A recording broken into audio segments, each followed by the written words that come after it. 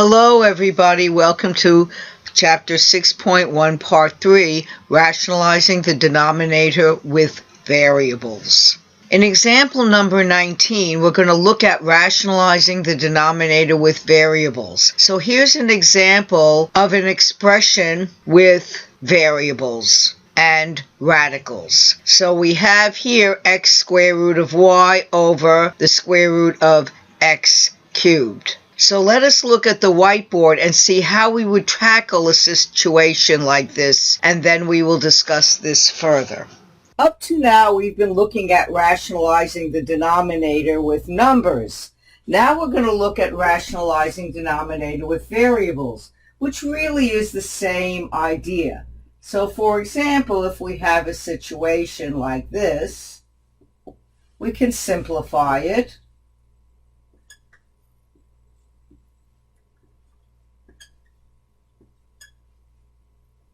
So there we have we took out the x squared that was made x, and we see those cancel out.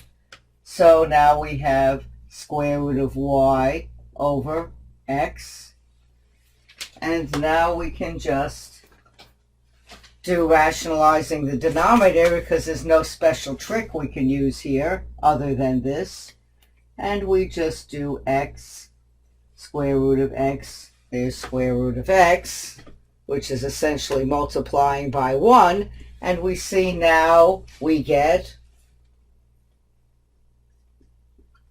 square root. And I put x first just for convention.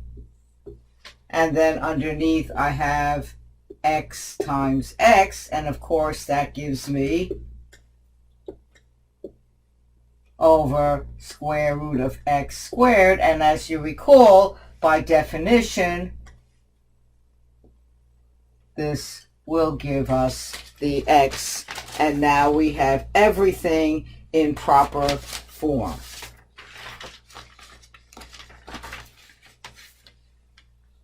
Reviewing what we did on the whiteboard, the denominator can be simplified even when we have variables. So here it was simplified where we have x square root of y over x square root of x because x squared can be pulled outside of the radical sign. The x's on the outside can essentially be canceled out, so we can cancel these two x's out, and we get square root of y over square root of x. But of course we're not finished because we still have to rationalize the denominator. So we multiply the numerator and the denominator by the square root of x. And so we do that and we get the square root of xy over x, and now it's completely simplified. In examples number 20 and 21, we're going to write each expression in simplified form. So for example, in number 20, we have the square root of 5y over the square root of 2x. So let us go over to the whiteboard and see how we would work this one out. This is example number 20, and we have 5y over 2x. So now we're going to use the division of radicals to do this. And we can't really simplify the bottom one at all, so we're just going to go straight into rationalizing the denominator because there's no way to really do anything else. And then we get the square root of 10x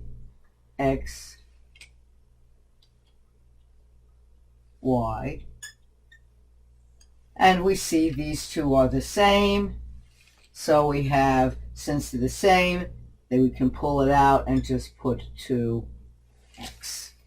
Reviewing what we just did in example number 20, we separated the fraction, we rationalized the denominator, and then we simplified in order to get the square root of 10 xy over 2x. In number 21, we're asked to simplify the square root of 5r squared t squared over 7, all inside the radical sign. So let's go over to the whiteboard and work this one out.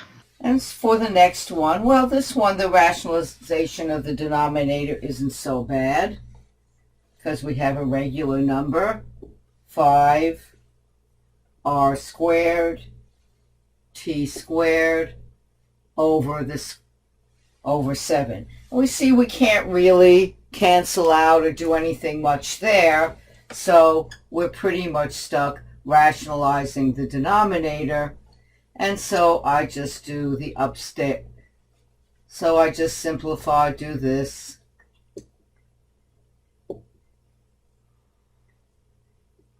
And then, as before, and this will give us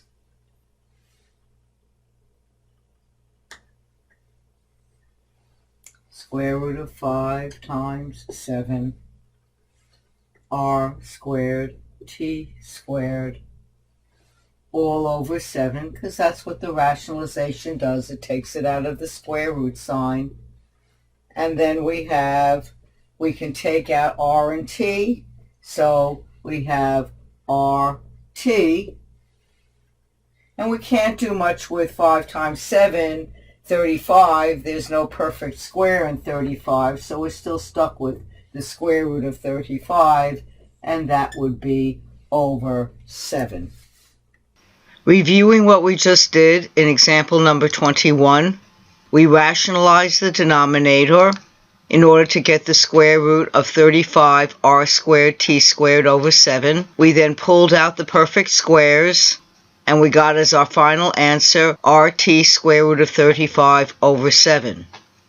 In example number 22, we have the square root of 12x to the 5th y to the 3rd over 5z, and we're asked to simplify this expression. We separated out all the perfect squares and rationalized the denominator in order to get as our final answer 2x squared y square root of 15 xyz over 5z. In example number 23, we're asked to simplify the square root of 81 x to the 13th y to the 15th over 7x. So let us go over to the whiteboard and simplify this one.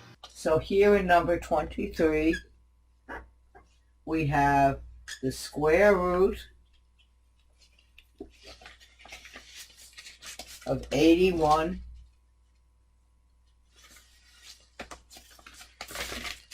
x to the 13, y to the 15, all over 7x. So here we see we have an x on the bottom and x on the top, so we can actually cancel one of those out and get 81x to the 12th, y to the 15 over 7. So this will give us 81 x to the 12, y to the 15, all over 7. So now we just break it again. Well, 81, square root of 81, and then we have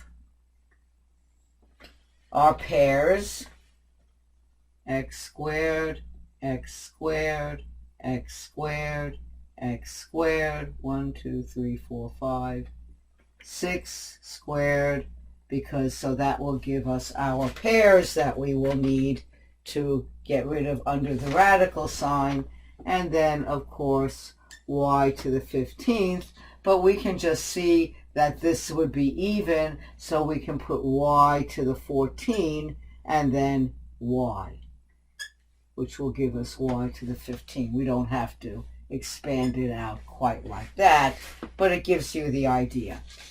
All over the square root of 7. Well, 81 is a perfect square, so that'll give us 9. And then we can take all these out, 1, 2, 3, 4, 5, so that will give us x to the 5th. And then we can take, since this is an even, that means we can break it down into sets of 2 y's, and we can find that we can break that, the first one here, down into y to the 7th, and then we're left with that y under the radical sign, and then square root of 7. But we're still not finished, as you well know, because we still have to rationalize that denominator. So we have square root of 7 over square root of 7. And that's the way to get rid of that radical sign on the bottom. And we're left with 9x to the 5th, y to the 7th, and then the square root of 7y all over 7. Reviewing what we just did in example number 23, we separated out the perfect squares from the ones that weren't perfect squares, and we rationalized the denominator with the square root of 7 over 7 in order to get 9x to the 6th, y to the 7th, square root of 7y over 7. And that was our final answer. Thank you very much. I hope that you enjoyed this video. Be well, take care, and goodbye for now.